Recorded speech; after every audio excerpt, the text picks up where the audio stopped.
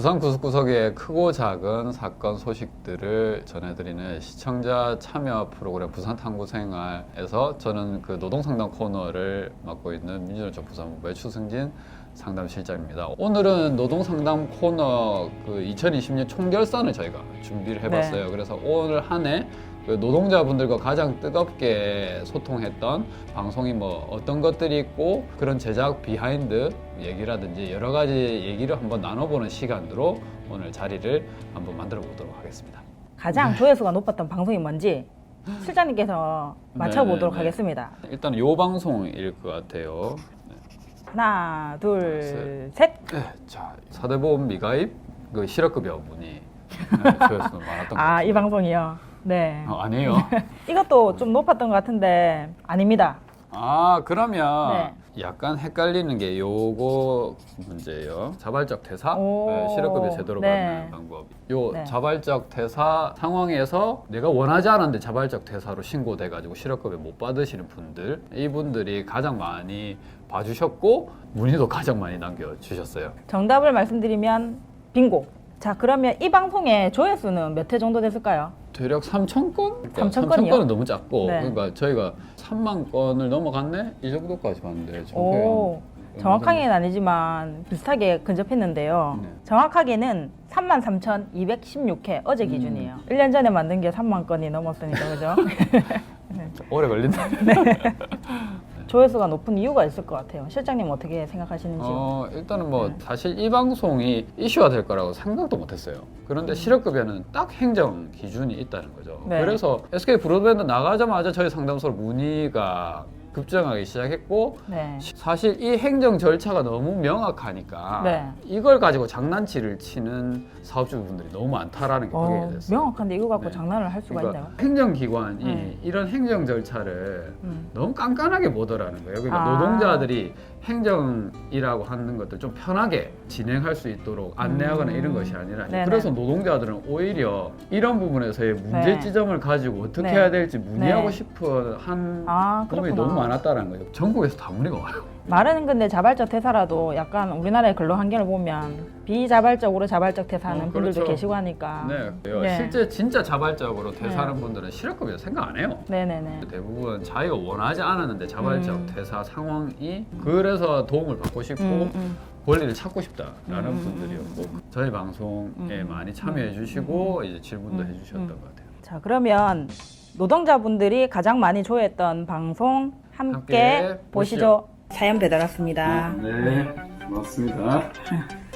실장님 오늘 사연은 어떤 내용인가요? 그 3년 동안 부품을 만드는 회사에서 일했는데 최근 들어 상사와 의견 다툼이 좀 있었습니다.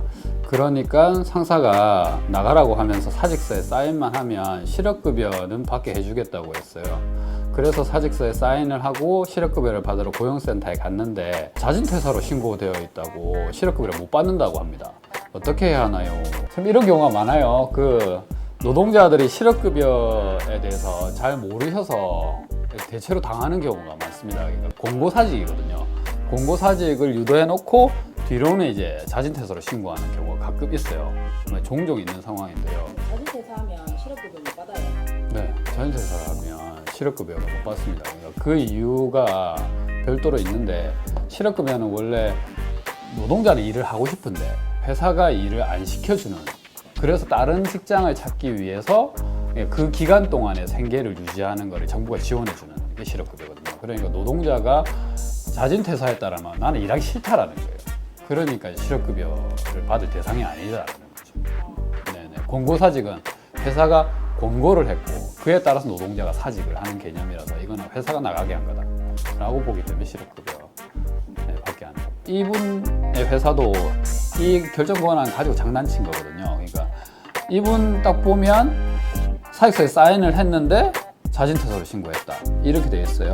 그래서 회사에 전화해가지고 자진퇴사로 이거 신고한 거를 공고사직으로 바꿔달라 바꾸게끔 근로복지공단의 고용센터에 얘기를 하도록 요구를 하셔야 돼요.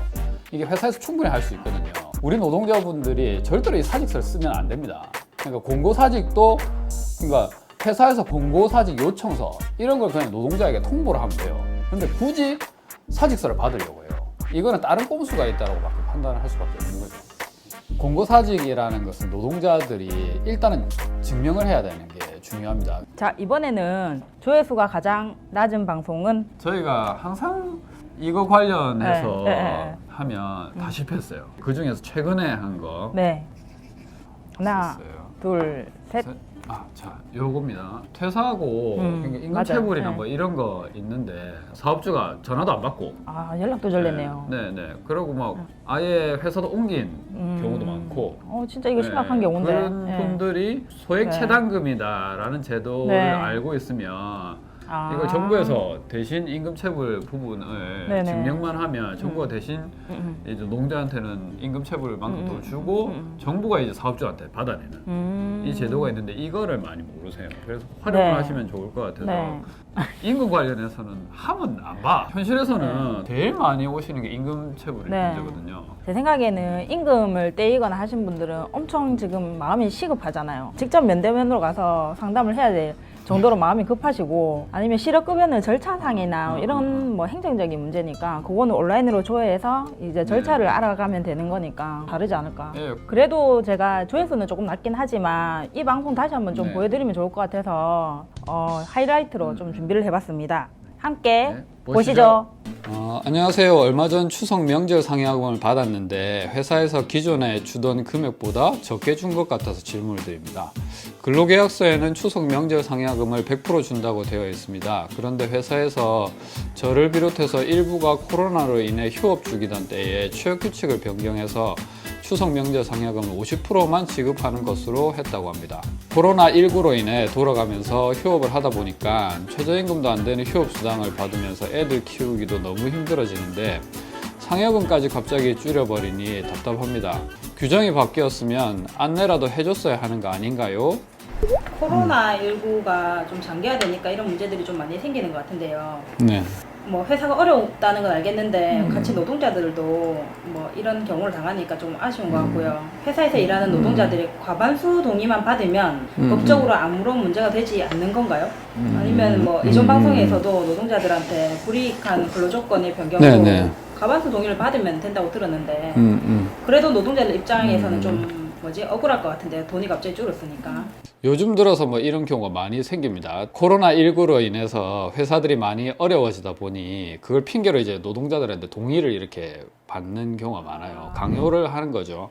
그러다 보니까 회사에서는 코로나19 핑계로 해서 뭐 상여금 비롯해가지고 뭐 기존에 복지적인 차원에서 이루어졌던 거 있잖아요. 그 유급휴가라든지 뭐 복리후생적인 부분을 다 축소하거나 없애려고 해요. 근본적으로 본다면 회사가 어렵다는 그 이유 자체로 이런 문제들이 다 정당화될 수는 없어요. 결과적으로 뭐 이번 사연 주신 분의 경우에는 그 추석 명절 상여금 이거 100% 다 받으실 수 있어요. 일단은 회사에서 과반수 동의를 받았던 그 과정에도 좀 문제가 있어 보이고 이게 아니더라도 사실 근로계약서 내용에 과반수 동의보다 우선시 되는 내용이 있어요. 그래서 이분 같은 경우에는 그 근로계약서 내용만으로도 추석 상여금을 100% 받으실 수 있습니다. 그래서 오늘 사연 주신 분 요 상황, 회사 상황과 이 법 규정을 딱 비교해 보면 답이 딱 나와요. 회사에서는 사실 위법적으로 명절 상여금을 변경한 겁니다. 적어도 오늘 사연 주신 이분 같은 경우에는 명절 상여금이 변경된다는 어떤 설명도 없었어요. 그리고 이후에 안내도 없었고, 다시 말해서 의견을 전혀 듣지 않았다는 거죠. 하고 동의 자체가 없었다는 부분만 보더라도 이거는 위법하다라는 게 명확합니다. 저희 방송을 보시고 조금 유익한 정보, 필요한 정보를 꼭 얻어가셨으면 합니다. 이번에는 제작을 지원하고 계시는 분들이 가장 기억에 남는 방송 하나가 있어서 좀 소개해드리고 싶어서 가져왔는데요. 제목이 좀 깁니다. 감염병으로 격리 감염, 휴업에도 보장되는 노동자 권리 방송입니다. 근데 한 그거를 6개월 정도 지나면 코로나 잡힐 거라 생각했는데 그걸 예상을 하셨죠. 근데 오히려 이렇게 되면 아마 실업이나 휴업이나 이런 거 엄청 많이 생길 거다라고 예상을 하셔서 이 방송을 해야겠다라고 하셔서 정말 그렇게 될까 이렇게 했는데 지금은 저희 방송의 댓글이 온통 그런 내용이에요. 지금 상황이 너무 좀 안 좋기도 하고 해서 이거를 다시 한번 보면 좋을 것 같아서 좀 가져왔습니다. 네네. 코로나19가 확산되지 않았으면 고용 불안의 문제라든지 아니면 사업주가 힘든 상황도 안 발생했을 거고, 감염병 시대 노동자가 꼭 기억할 부분으로 이 지원책이라든지 뭐 관련된 법들 한번 기억해 보시는 측면에서 이 방송 꼭 한번 두고두고 보셨으면 좋겠습니다. 자, 그러면 방송 하이라이트 같이 보시죠. 보시죠. 감염병에 걸려가지고 자가격리자가 되면 출근할 수 없는 그 유급 휴가를 어떻게 보장받을 수 있죠? 사실 근로기준법이나 이제 산업안전보건법에 어떤 보호 조치는 하도록 되어 있지만 실제 유급으로 이것을 뭐 휴가처럼 보장해라라는 문구는 없어요. 그러면은 뭐 휴업을 하는 경우에도 휴업 부담도 못 받고 그 혼자들에 대한 생계 대책은 아예 없어요.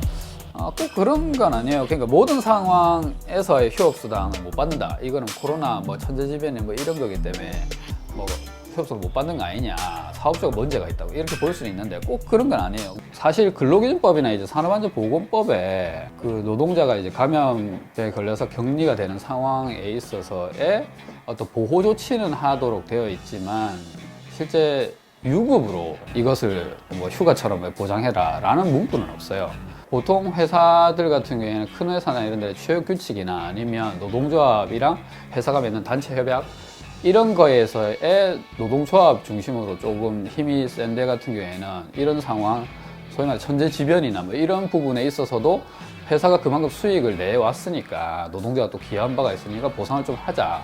그렇게 해서 그런 규정을 명시하고 있어요. 감염된 것도 억울한데 문제도 발생한다면 좀 많이 힘드실 것 같은데요. 돈도 회사에서 지원 안 해주고 격리는 돼야 되고 이러면 이제 생계적인 문제가 발생을 해요. 왜냐면 내 혼자 사는 게 아니고 이제 가족들까지 먹여 살려야 되니까. 그래서 법에서는 이런 부분을 지원하는 규정이 좀 있습니다. 이게 그런 규정을 명시하고 있는 게 이제 감염병의 예방 및 관리에 관한 법률이라는 건데 여기 41조를 보면 그 감염된 노동자가 있을 때 사업주가 유급휴가를 주든지 그리고 거기에 유급휴가를 주기 위해서 정부에서 지원을 받는 제도를 좀 명시하고 있어요. 이게 41조의 내용을 쭉 보시면 1항에 보시면 그 유급휴가에 대한 정부 지원도 받고 무조건 유급휴가를 좀 줘라 라고 이제 내용을 좀 적어 놓고 있습니다. 그리고 이 기간에는 해고도 할 수 없다 라고 좀 되어 있고 사망에 딱 더 구체적으로 되어 있는 게 국가는 노동자의 유급휴가에 대한 비용을 지원해라 라고 딱 되어 있어요. 그 항상 하시던 말씀 중에 권리는 잠자는 자 위에 존재하자는 네, 맞아요. 네, 그래서 적극적으로 얘기해야 됩니다. 댓글을 달다 보니까 네. 중간에 힘들기도 했어요. 저도. 그런데 포기를 안 하게 되는 게 네.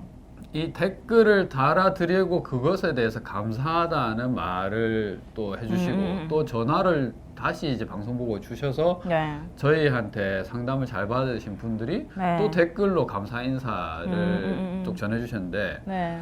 그게 너무 눈에 밟혀가지고 네. 댓글을 안 달 수밖에 없는 게 이게 악의 구렁텅이 같은데 그 한 줄이 무섭네요. 네, 감사합니다. 네, 요 한 줄. 네, 네. 또 이런 시민분들이 고맙다는 댓글 보면서 힘도 받고 아 이거 더 열심히 해야 되겠다라는 생각이 네. 들어서 네. 그래서 가장 기억에 남는 댓글이 몇 가지가 있었어요. 다른 곳에서 노동 상담을 하려면 전화를 했을 때 돈부터 이야기를 합니다. 하지만 방송을 보고 노동상담소로 전화했더니 너무 친절하게 1시간 넘게 상담해 주셨어요.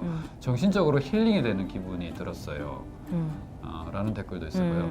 혼자만의 노동조합이 생긴 것 같아서 든든함을 느낍니다. 아, 이거 진짜 베스트 댓글이네요. 네.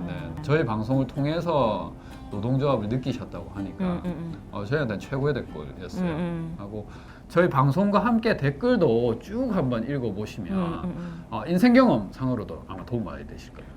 오늘 방송은 노동법 읽어주는 노동자 방송 제작 이야기를 좀 전해드렸습니다. 그러니까 네, 우리 노동자분들이 많이 힘든 2020년이었을 겁니다. 힘내시고요. 많이 저희 방송에 참여해 주시고 부산 탕후생활 안녕.